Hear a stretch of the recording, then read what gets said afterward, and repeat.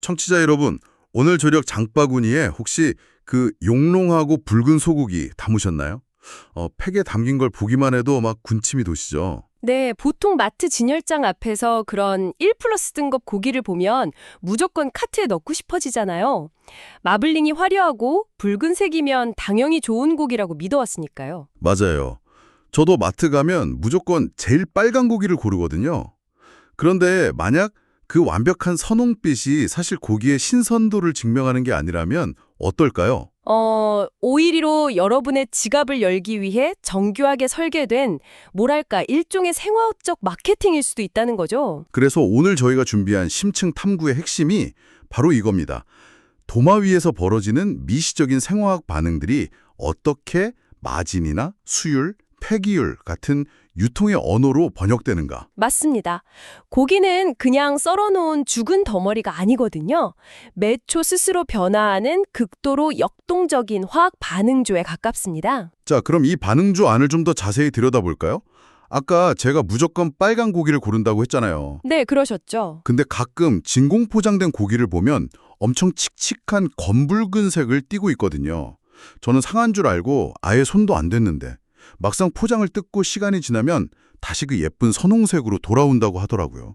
이거 진짜 마법 같지 않나요? 아주 자연스러운 오해입니다. 그 색을 결정하는 핵심이 바로 미오글로빈이라는 단백질이거든요. 미오글로빈이요? 네, 가축의 근육 안에 산소를 저장하는 역할을 하는데요.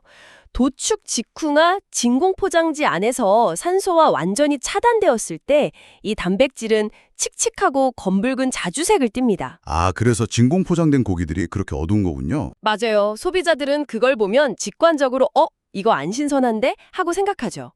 하지만 진공 포장을 뜯고 고기가 공기 중에 산소랑 만나는 순간 화학적 구조가 바뀝니다. 아, 산소랑 결합하는 거네요. 네, 이때 우리가 열광하는 그 선명하고 밝은 붉은색으로 화려하게 피어나는 겁니다. 유통업계에서는 이 극적인 산화 현상을 블루밍이라고 부릅니다. 꽃이 피어난다는 뜻이죠. 산소와 만나서 색이 피어난다. 블루밍. 표현이 엄청 직관적이네요. 그런데 약간 이상한 점이 있어요. 어떤 부분이죠? 마티메드에 늘어서 있는 고기들은 진공 포장도 아닌데 며칠 내내 계속 빨갛잖아요. 랩이나 플라스틱 팩 안에 갇혀 있는데 공기가 안 통할 텐데 어떻게 그 색을 계속 유지하는 거죠? 오, 아주 예리한 질문입니다. 바로 그 지점에 고도의 유통 기술이 숨어 있습니다. 기술이요? 포장 기술 같은 건가요? 맞습니다. 유통업계에서는 고기를 플라스틱 팩에 담고 뚜껑을 덮기 전에 인위적으로 산소와 이산화탄소를 배합한 가스를 팩 안에 팡팡하게 채워넣습니다. 잠깐만요. 그러니까 억지로 가스를 주입한다고요? 네, 소비자의 지갑을 열게 만드는 그 블루밍 상태의 붉은 빛을 물리적인 시간을 거슬러서 강제로 연장시키는 가스 치환 포장 기술이죠. 와, 이거 고기한테 일종의 뷰티 필터를 씌우는 거 아닙니까? 우리 소셜미디어에 사진 올릴 때 피부 뽀얗게 보이려고 어플 쓰는 것처럼요. 뷰티 필터. 그 표현이 지금 상황을 아주 정확하게 찌르네요. 그런데 더 무서운 건 이 필터가 고기의 유통기한과 손익계산서에 미치는 영향력입니다. 마진율에 타격을 준다는 뜻인가요? 그렇죠.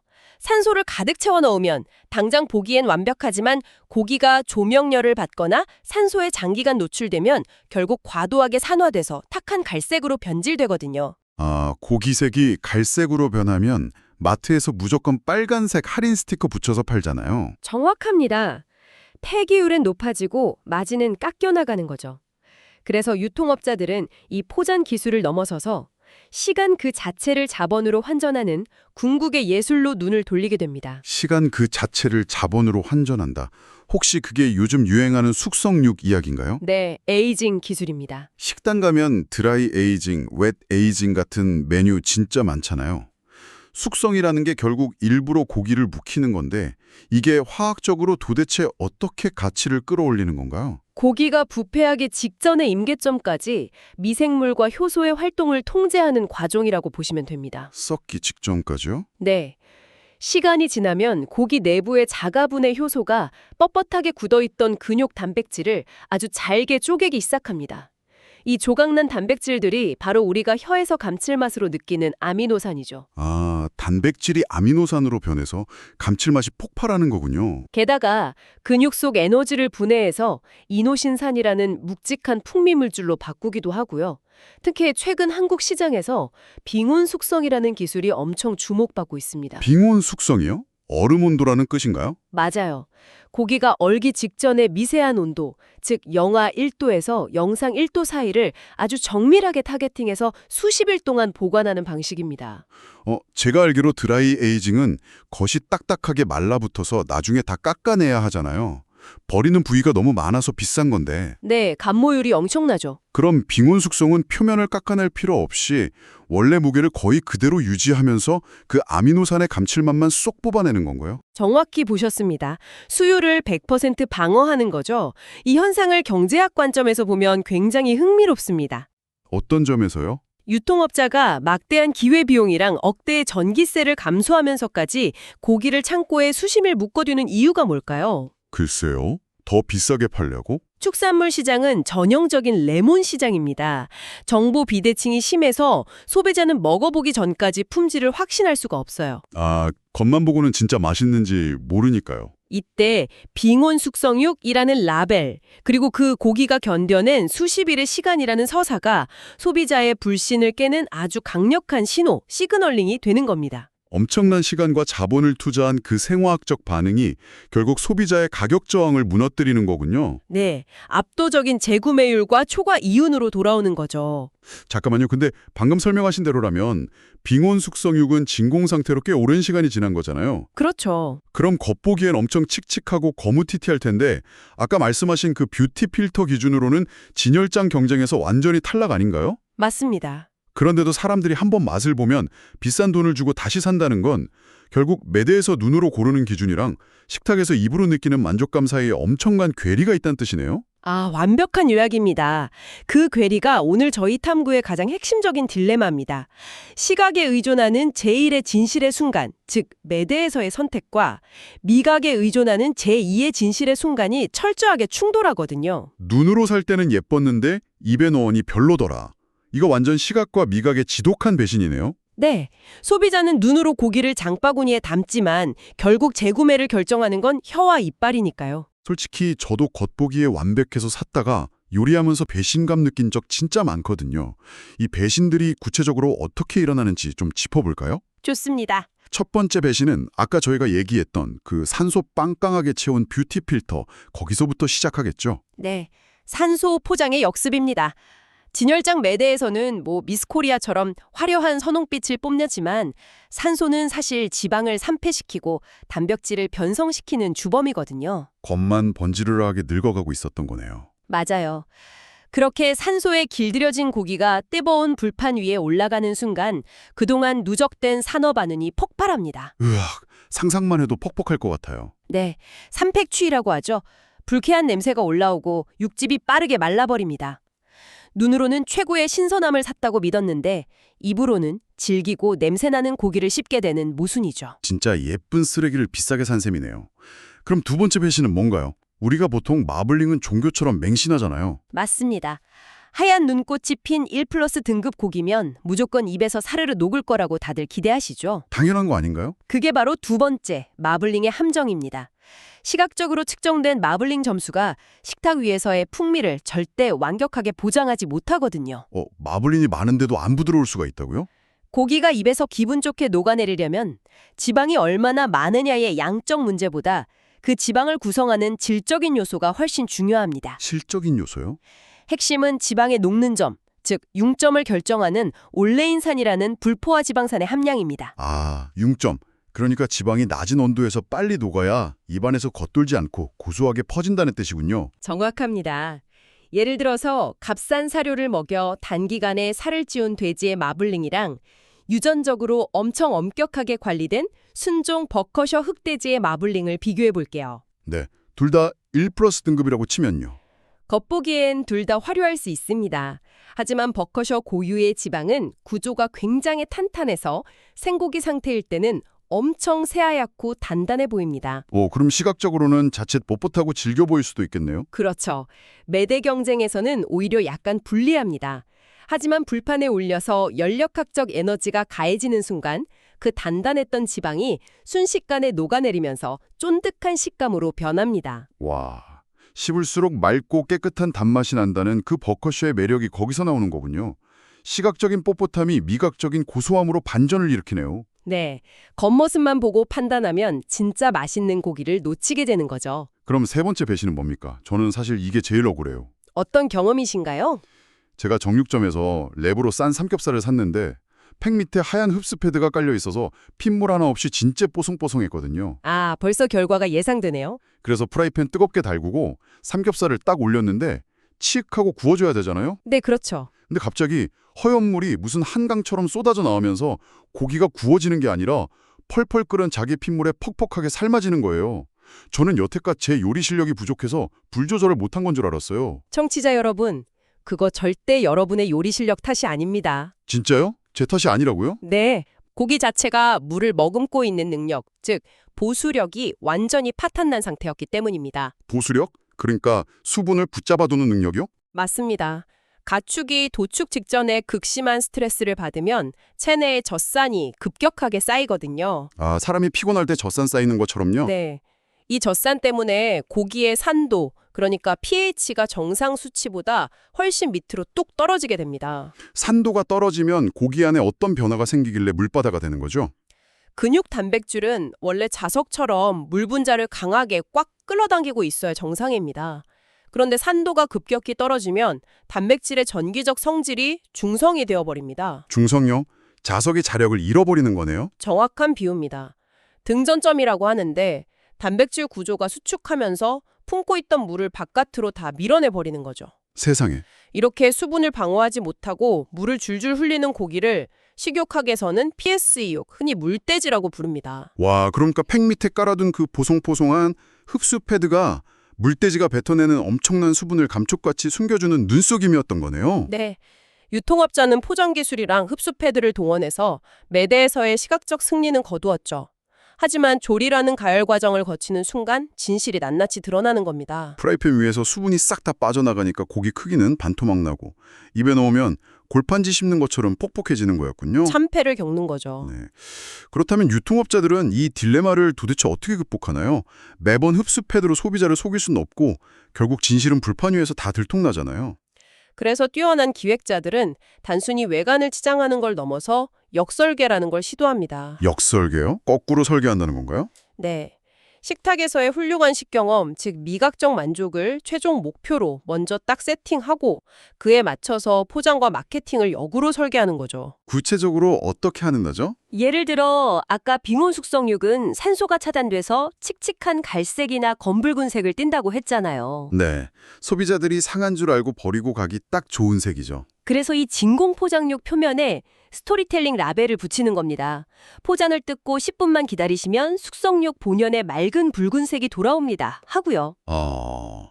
이 칙칙한 색은 고기가 상한 게 아니라 당신에게 최고의 맛을 선사하기 위해 참아낸 시간의 흔적입니다. 10분만 기다리며 블루밍의 마법을 감상하세요. 이렇게 과학을 알려주는 거군요. 맞습니다. 시각적 불안을 미각적 기대로 완벽하게 바꿔버리는 거죠. 그런데 가만 생각해보면 이 모든 진실은 결국 불판에 올리고 조리하는 과정에서 백일하에 드러나잖아요. 그렇죠. 그렇다면 우리 집 주방 말고 매일 수백 인분을 볶아내는 대형 식당이나 수만 개의 햄을 찍어내는 육가공 공장이라면 이야기가 완전히 다를 것 같아요. 오, 아주 정확하게 짚으셨습니다. 그 전문가들은 마트 소비자들처럼 뷰티 필터나 흡수 패드 같은 눈속임에 절대 안 당할 거 아니에요? 아예 좋은 고기를 판별하는 기준표 자체가 다르지 않나요? 그 통찰이 오늘 논의를 관통하는 가장 엄청난 반전입니다. 절대적으로 훌륭한 1플러스 등급 한우나 비싼 흑돼지가 모든 채널에서 최고의 대접을 받는다는 건 완벽한 환상에 불과하거든요. 그럼 채널마다 좋은 고기의 기준이 완전히 다르다는 뜻인가요? 네, 각 유통 채널이 처한 주방 환경, 조리법, 손익계산사 목표에 따라서 좋은 고기의 정의가 다시 쓰여집니다. 와, 채널별로 어떻게 다른지 구체적으로 좀 비교해 주시죠. 우리가 장을 보는 가정용 대형마트는 지금까지 얘기한 대로 시각적인 무결성, 핏물 없는 깔끔한 포장이 절대 기준일 테고요. 네, 가정 소비자는 고기를 해부학적으로 분석할 장비가 없으니까요. 직관적인 스토리텔링과 붉은 빛이 곧 품질이죠. 하지만 외식 채널, 즉 식당 사장님들에게 고기는 감상의 대상이 아닙니다. 그럼요. 매일 똑같은 맛을 찍어내야 하는 산업용 원자재죠. 여기서 최고 품질은 화려한 마블링이 아니라 정확한 스펙의 일관성과 조리 수율입니다. 조리 수율. 아까 그 물돼지 같은 거 사서 100g 구웠는데 50g으로 쪼그라들면 사장님들 마진이 당장 반토막 나니까요. 아주 명확한 예시가 하나 있습니다. 홍콩이나 말레이시아에서 즐겨 먹는 바비큐 요리인 시우육을 한번 상상해 보세요. 시우육이요? 오븐에 엄청난 고열을 이용해서 돼지 껍질이 과자나 팝콘처럼 팡팡 터져야 하는 고도의 크리스피한 요리입니다. 아, 겉바속촉의 정석 같은 거네요? 네. 만약 여기에 아까 말한 그 보수력이 파탄나서 물을 줄줄 흘리는 고기를 쓴다면 어떻게 될까요? 열을 받으면 고기 안에서 수분이 폭발하듯 쏟아져 나오니까 껍질이 바삭하게 튀겨지는 게 아니라 완전 눅눅하게 삶아져 버리겠네요. 크리스피한 식감은 망하는 거고요. 정확합니다. 그래서 시우육 전문점에게 가장 좋은 고기는 비싼 1+2 등급이 아닙니다. 껍질의 발색과 수분 보유력이 완벽하게 통제된 맞춤형 고기죠. 아하, 비싼 게 능사가 아니군요. 또 다른 극단적인 예로 태국식 족발덮밥인 카오카모가 있습니다. 족발 부위는 질긴 콜라겐 덩어리라서 구워 먹기엔 진짜 최악이거든요. 질겨서 이빨 나가죠? 네, 그래서 매입 단가도 굉장히 저렴한 하품 취급을 받습니다. 하지만 섭씨 80도 이상의 고온에서 향신료를 잔뜩 넣고 장시간 끓여내는 습열 조리를 거치면 어떻게 될까요? 장시간 푹 끓인다, 수육처럼요? 네, 그 뻣뻣하고 질기던 단백질 구조가 허물어지면서 입에 착착 감기는 부드러운 젤라틴으로 완전히 용해됩니다. 와, 원가가 제일 싼 퍽퍽한 하품 부위를 사다가 장시간 끓이는 특수한 조리법을 만나게 해서 소비자가 기꺼이 비싼 돈을 지불하는 매력적인 요리로 바꿔버리는 거네요. 맞습니다. 요리 방식이 원재료의 단점을 덮어버리고 마진을 극대화하는 이른바 교차 보조의 미학이죠. 진짜 똑똑하네요. 그럼 학교나 병원 같은 단체 급식은 어떤가요? 거기는 맛보다 다른 게 중요할 것 같은데요. 급식 채널은 또 다른 생태계입니다. 여기서는 맛의 깊이나 화려한 마블링보다 1인당 배정된 제한된 식단가를 맞춰야 하거든요. 수백 명에게 동일한 양을 배출해야 하는 평등의 수학이 가장 지배적인 곳이죠. 아, 마블링이랍시고 떡지방에 들어있거나 뼈가 섞여 있으면 정량 배식 자체가 불가능해지겠네요. 누구는 고기 주고 누구는 뼈 줄 수는 없잖아요. 그렇죠. 그래서 결국 버릴 것 하나 없는 100% 살코기가 가장 훌륭한 원료가 됩니다. 거기에 이물질이나 세균이 전혀 없는 완벽한 위생이 최우선일 거고요. 네. 그런데 여기서 가장 드라마틱하고 충격적인 운명의 장난이 하나 등장합니다. 오, 충격적인 운명이요? 어디서요? 바로 소시지나 햄을 만드는 육가공 공장입니다. 아까 제가 도축 전에 스트레스를 받아서 산도가 뚝 떨어지고 수분을 다 뱉어내는 고기를 물돼지, 즉 PSE6이라고 했잖아요. 네, 프라이팬에서 물 한 강 만드는 그 악마의 고기요? 반대로 스트레스를 너무 받아서 산도가 미친 듯이 치솟아 버리는 고기도 있습니다. 네, 산도가 떨어진 게 아니라 오히려 높아진다고요? 그럼 그 고기는 어떻게 되는데요? 되지 않고 비정상적으로 꽉 끌어안게 됩니다. 표면을 시커멓고 끈적끈적한 데 변해서 미생물이 번식하기 딱 좋은 상태가 되죠. 시커멓고 끈적거리면 마트에서는 완전 상한 고기 취급받겠네요. 맞아요. 이걸 결함육이라고 부르는데 마트나 가정집에서는 부패한 것처럼 보여서 당장 반품당하는 최악의 악성 재고입니다. 그런데 이 버림받은 칙칙한 고기가 소시지 공장의 배합기 안으로 들어가는 순간 상황이 180도 바뀝니다. 까맣고 끈적이는 고기가 소시지 공장에서는 귀하신 몸이 된다고요? 네, 소시지의 생명은 갈아낸 고기랑 지방, 그리고 물과 얼음이 분리되지 않고 하나의 그물망처럼 단단하게 묶이는 결착력에 있거든요. 아, 반죽이 잘 뭉쳐야 하니까요? 결합육은 단백질이 수분을 꽉 끌어얹는 보수력이 비정상적으로 높다고 했죠. 마치 엄청난 성능의 스펀지 같습니다.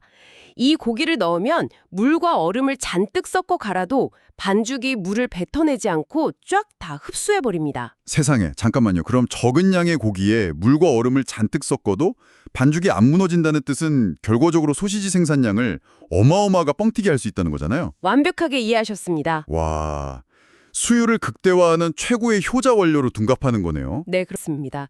반대로 마트에서 예쁜 뷰티 필터 씌워서 비싸게 팔아치울 수 있었던 그 물돼지는 어떻게 될까요? 소시지 공장에 들어오면 물을 질줄 다 뱉어내버려서 반죽을 아예 박살내는 전량 폐기 대상, 최악의 쓰레기가 됩니다. 채널에 따라 턴덕꾸러기는 귀족의 신분이 완전히 뒤바뀌는군요. 네, 극과 극의 반전이죠. 와, 이 과정을 쭉 지켜보니까 미트마케터라는 직업은 단순히 고기를 싸게 떼다가 비싸게 파는 단순한 상인이 아니네요. 물을 질질 흘리는 고기는 마트 매대로 보내서 흡수패드로 눈속임을 하고 까맣고 끈적이는 결함육은 소시지 공장으로 보내서 수율을 극한으로 뽑아내고 어떤 결함과 단점이라도 완벽한 장점으로 쓰일 수 있는 알맞은 직장을 찾아주는 완전 유능한 인사 담당자 같네요. 하하, 그 이면의 복잡성을 정말 정확하게 꿰뚫어 보셨습니다.